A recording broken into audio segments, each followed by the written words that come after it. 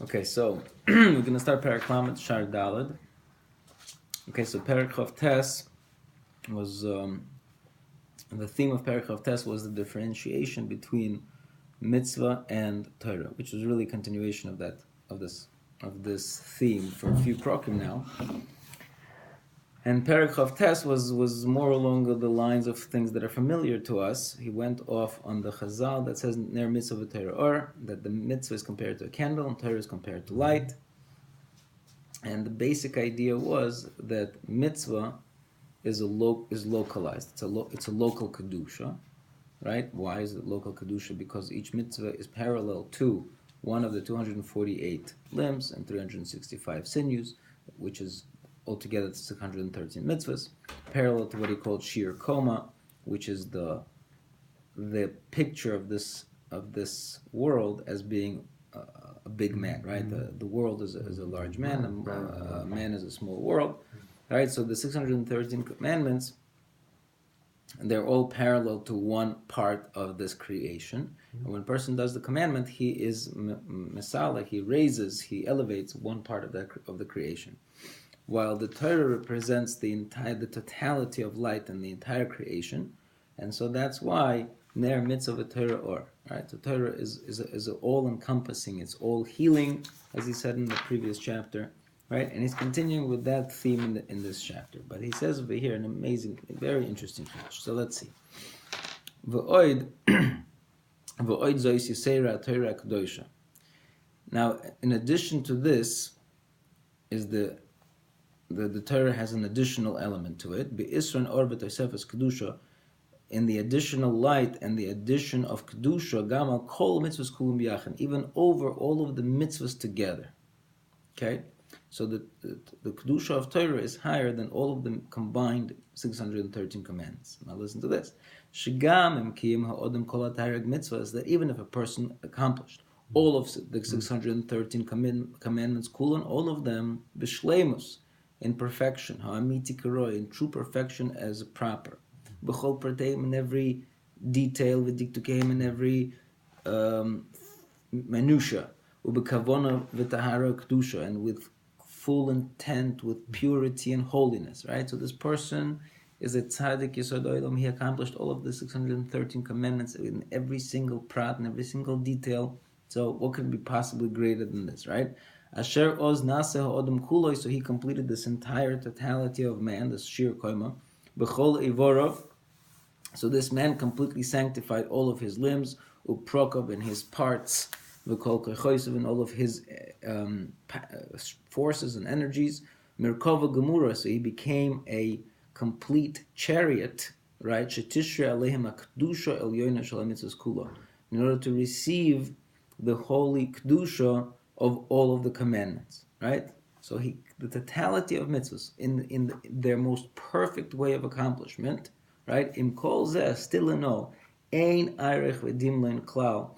There's no measure or comparison at all to the holiness, to the kedushas v'or hamitzvahs, the holiness of and the light of the mitzvahs, legoidol oitzim kedushas v'or ha'torah kadosha, to the greatness and the strength of the holiness and the light of the Torah. Asher tafia nara ala odam ha'oisik v'hoi gebakaroi, which comes upon a person who learns it properly. Okay? So for that second that I'm learning, as if I'm doing it properly, I'm assuming that means l'shma, right?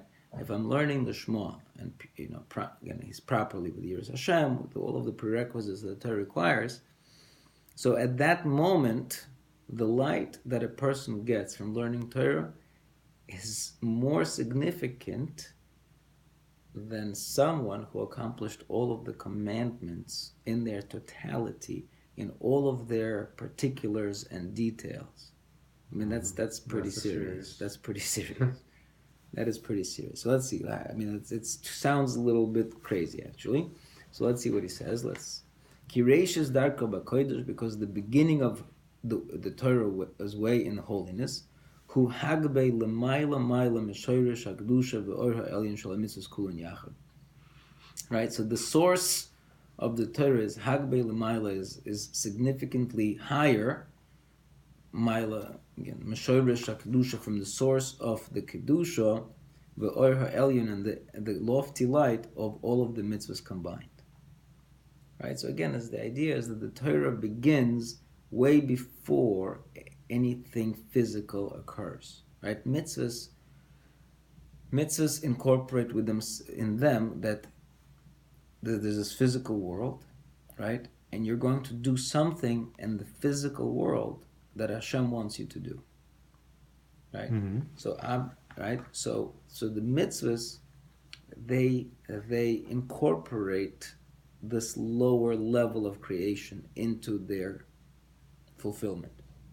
The Torah also, as we said, is written with the physical world in its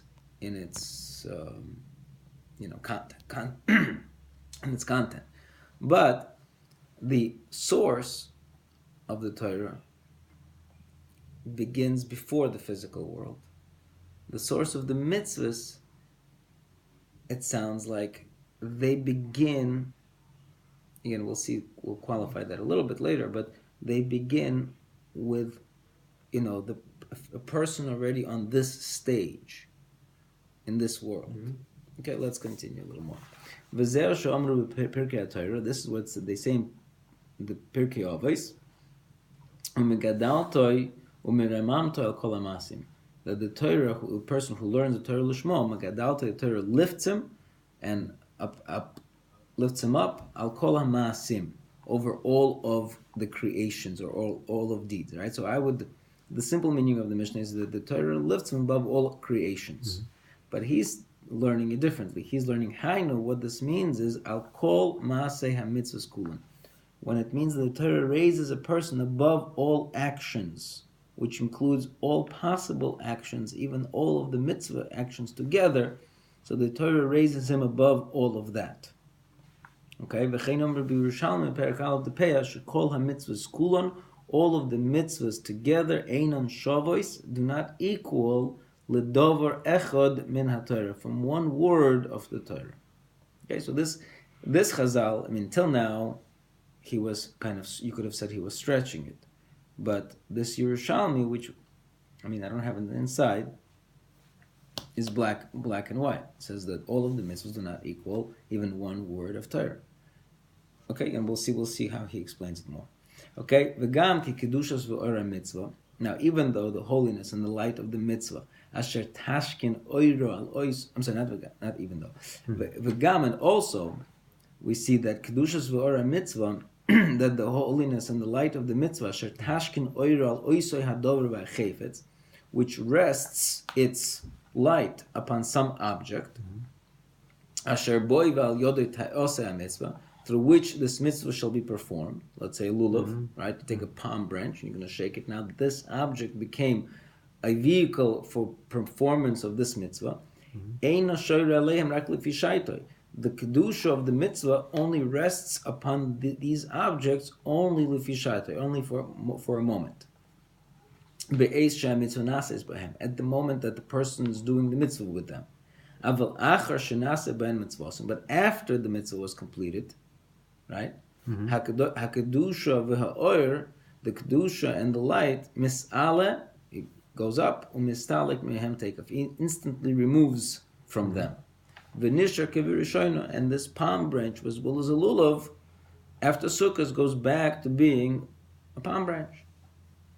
Okay? Fully? What? Fully palm branch? Fully, it's just a regular palm branch. We dispose it still. Right. So let's see. Aval HaTorah HaKadosh, but the Holy Torah, kol mokom shetazriach, any place that it dawns, v'toifia oiro, and it spreads its light, u'kedushos pamachas, and its holiness even one time, kedushos oilam tiyeloi, it instantly sanctifies this thing forever. V'nisher tomid b'kedushosa, and it remains forever in its holiness. Like we learned in the Brayso in Maseches Megillah, she's a tashmishe mitzvah nizrakin, that you technically are allowed to throw out things that are called tashmishe mitzvah. Right? So lulav al pi din, you have the right to just put it into against trash. You may not be able to midrabanan, maybe you're not allowed to show disrespect and have a bizoyan for it. But technically, if you want to wrap it up into nice plastic and then remove it and throw it into the trash, there's no problem. There's no essential holiness in this palm branch after the mitzvah was performed. So we say tashmishi mitzvah and nizorkin.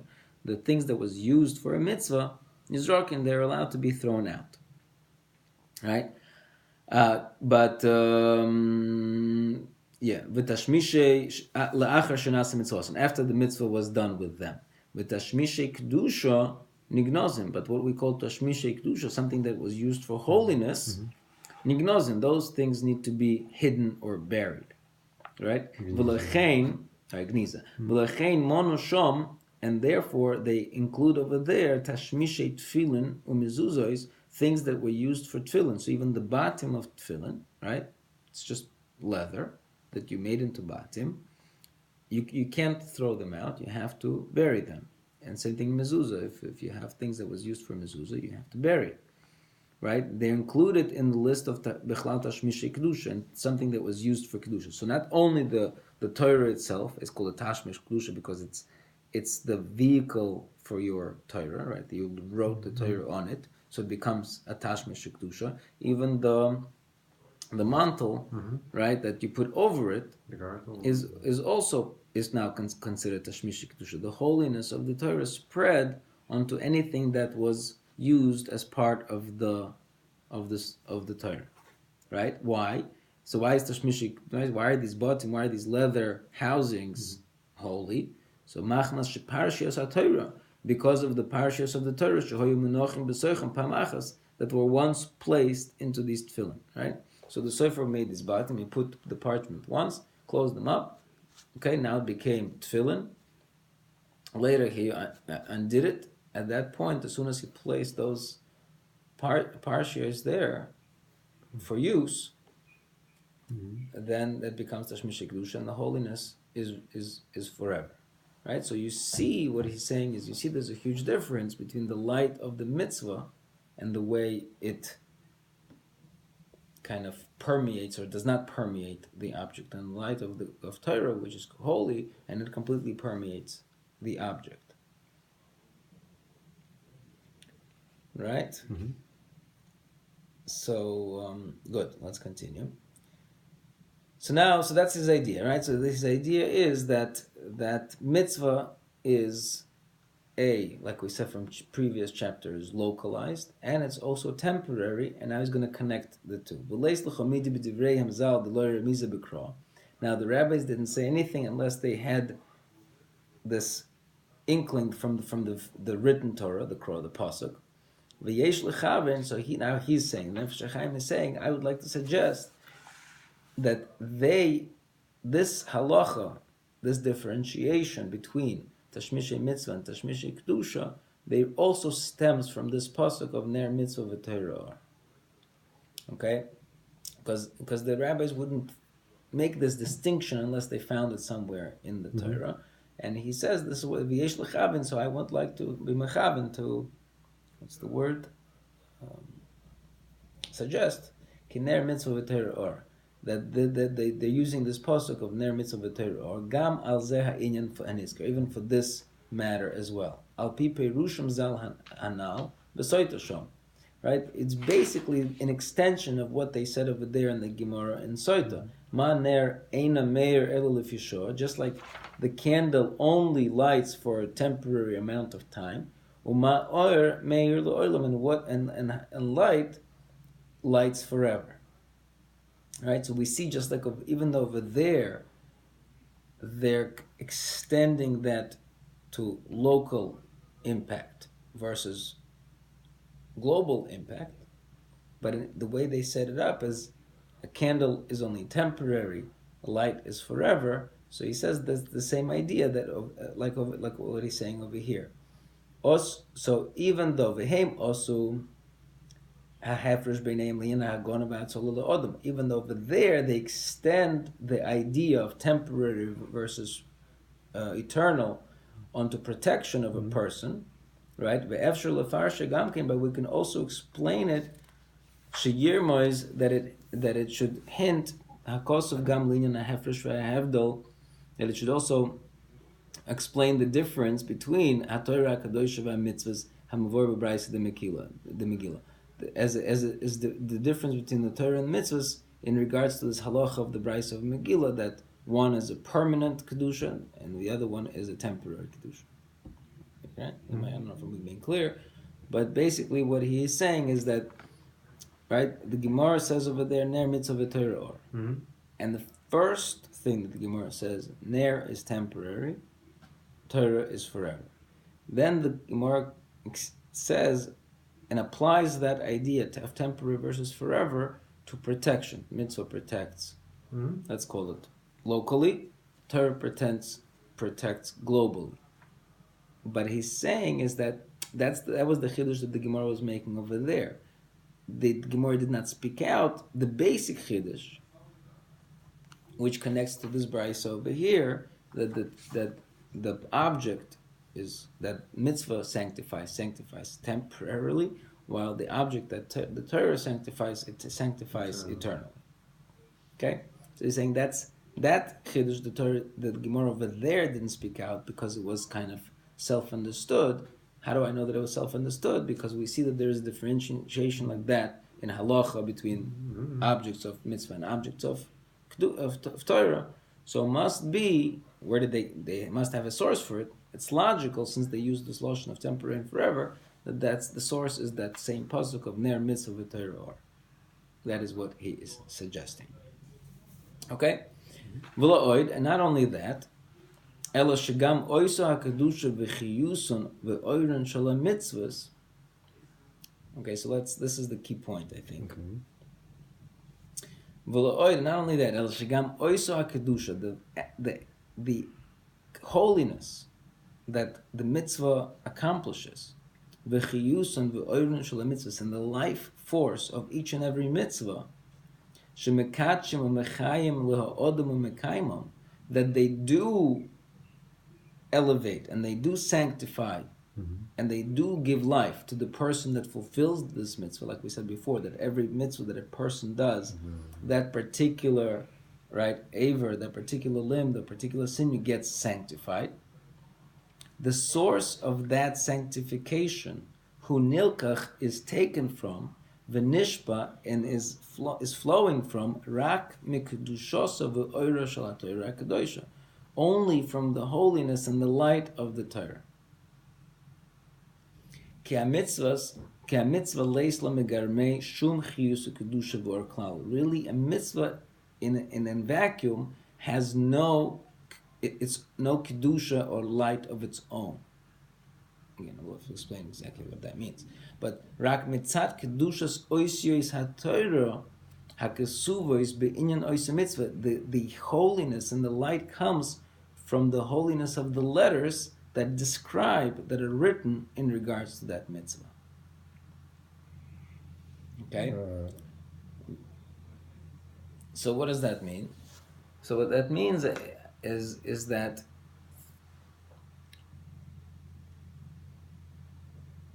the I don't know how to verbalize it, but the idea, the concept of the mitzvah is what gives the mitzvah its essence, right?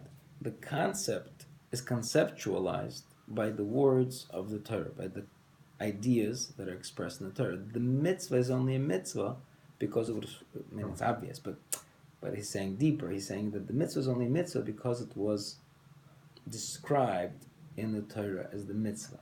And every description there is an essential element of what makes this mitzvah. I'm just saying the same words, but I don't know how to articulate this properly. But the bottom line is that the root of the mitzvah has to originate in non-physical items. Like we said before, that the mitzvah in itself comes from the Torah. So even though I said before that the mitzvah incorporates already the existence of a person in this physical sphere, but it's not exactly like that. The root of the mitzvah is really in the Torah itself, right? Yeah. So the concept of the mitzvah is written. I don't know how to say. The concept, the root of the mitzvah is really in the Torah. The Torah is the root of the mitzvah. But it's phrased. But so in a way, the mitzvah exists. Again, he's going to say it differently now also, but so I'm going to say it not the way he's not going to say it. The mitzvah only exists in its basic form as the mitzvah only exists in its basic form as something to be studied, something virtual. Doesn't really, you don't have to, let's take an extreme. You don't have to fulfill any mitzvahs. That's not the point. The point is the Torah. The point is the concepts. The point is abstract. Move away from the physical world. The mitzvah tells you go into the physical world. Take that leather parchment, take that leather housings, bind it upon your physical arm, and you're going to do a mitzvah. So the mitzvah tells you, go get into this physical world and do something with it. But he's saying, no, that's not the purpose of the mitzvah. We don't care about your physical world. The whole point of existence is to break free from this physical world, right? Yeah. You want to cling to God. God is not physical, so your whole mission in this world is to break free from the physical world. How do you do that? The best way to do that is the Torah, because the Torah gives you layers and layers and layers. Like we said before, it's a portal to God, right? How is it a portal to God? Because it allows you to think deeper and deeper and deeper, and to get more abstraction after another abstraction after another abstraction, until, like he said by Har Sinai, right? They saw the words. They saw the words because in their reality, the spiritual, which is the conceptual, was more real than the physical, which is there in your face, in between, before your eyes, right? So the whole point of existence, technically, shouldn't be the mitzvahs. The mitzvahs can tell you, go get involved in the physical world. But the mitzvahs only originate so that's why I'm saying he's not saying it like that. He's going to now, the rest of the chapter, he's going to tell you, well, hold on a second. A person who doesn't do mitzvahs, he doesn't have the Torah either, because the whole idea, ultimately, is not to completely break free from the physical world, but to kind of light up the physical world, to transform yourself while being in the physical world, to go and break free from the into the conceptual world, but not to be completely in the conceptual world, because then God would never need to create a physical human being, right? The whole point is to be a physical human being and to be an angel at the same time. A cockroach and an angel together. That's the perfect creation, right? So, of course, without the mitzvahs, there's nothing. Without the physical action, there's nothing. But you have to understand and appreciate, is what he's saying, is that you have to appreciate that that's like a secondary thought. The primary thought is that you got to get out of the limitations of the physical existence. And so the mitzvah only exists, first and foremost, as an expression of Torah.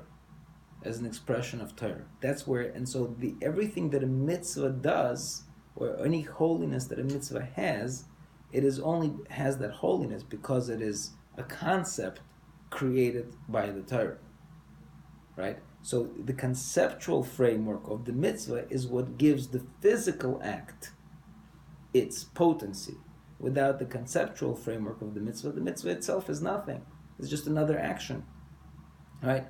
So it is the letters, that's what he calls the letters, but it's the conceptual framework of the mitzvah that is the primary life force of that act, that gives it that act, that uplifting ability, right? But the Torah itself, right? The Torah itself is the ultimate uplifting ability. It's the ultimate portal, right?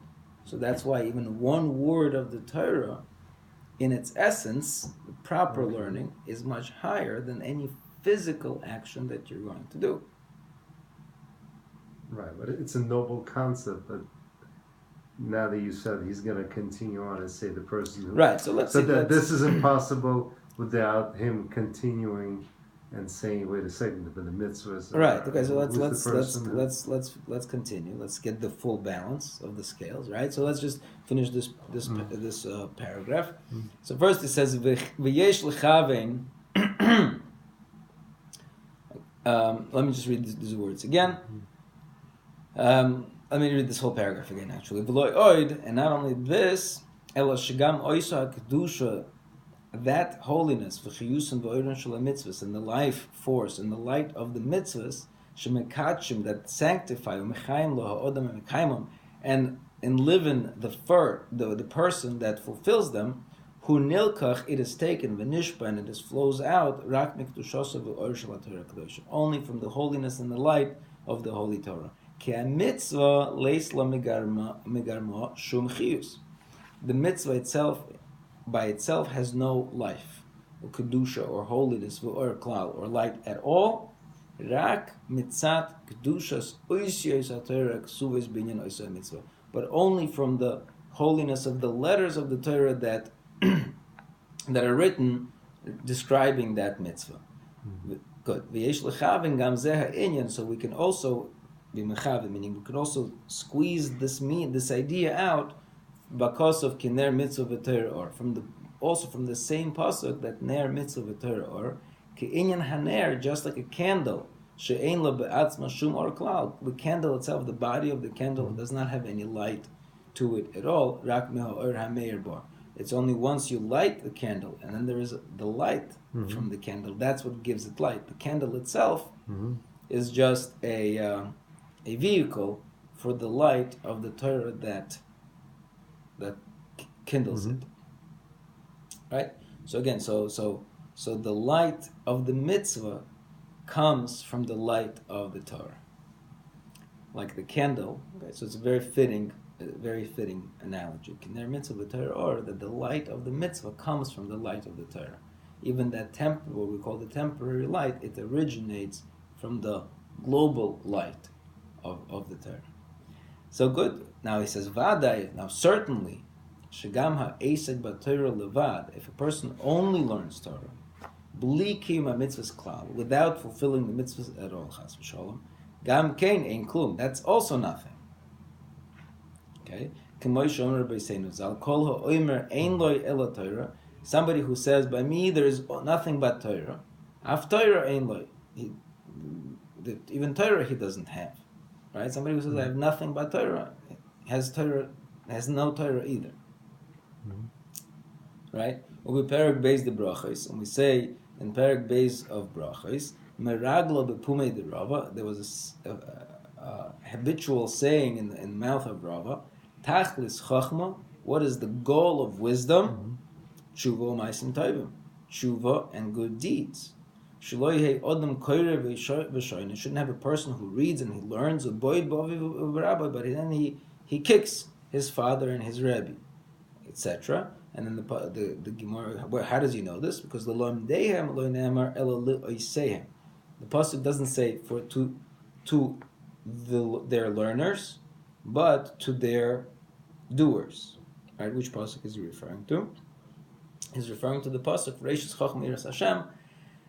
The beginning of wisdom is Yiras Hashem, Seichel Tov, L'chol Oiseihem. Right? It's a Seichel Tov to all of their doers. It doesn't say to all of their learners. That you don't.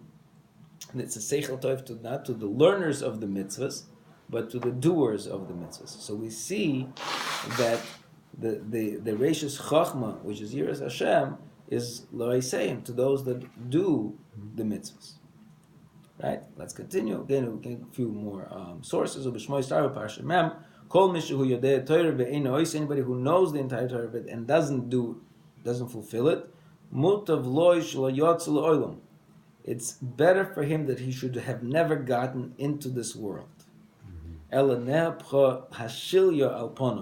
His embryo should have just flipped on his face. Right? Why is it that his embryo should have flipped on? That's very poetic. I mean, it's very beautiful. But why that particular? Right? Because the point is that somebody who learns Torah but does not bring it into the level of action, into the level of the physical world, so it's as if it's a baby that was never born. Mm-hmm. He created this beautiful baby, but that baby never came out into the world. No, It's all the potential energy is amazing, but it just remains potential energy, right? Mm-hmm. So if this person leads a life of pure potential energy that never gets actualized, so it's better that he was never actualized and remained a potential energy. Right? V'cheinu b'veiker Rabbi Parsha Lamed Hey u'b'tenchum Parshas Eker. Okay? U'b'zoyhar Shmois also. So again, the Omer. So the Zohar, the Omer Rabbi Yehuda. Kol man de'ishtadel be'araisa b'hai alma. Somebody who learns, who puts an effort and learns Torah in this world, u'misagil oivodin tovin, and he connects it with good deeds. Yoris alma shlema. He then inherits the full world. But somebody who does learn Torah in this world, but he does not do good deeds, then he doesn't get neither this world nor the next world. So, and then he says, of course, I'm speaking about somebody who has no good deeds at all. So he qualifies it a little bit. I don't want to dwell on this right now. Mm-hmm.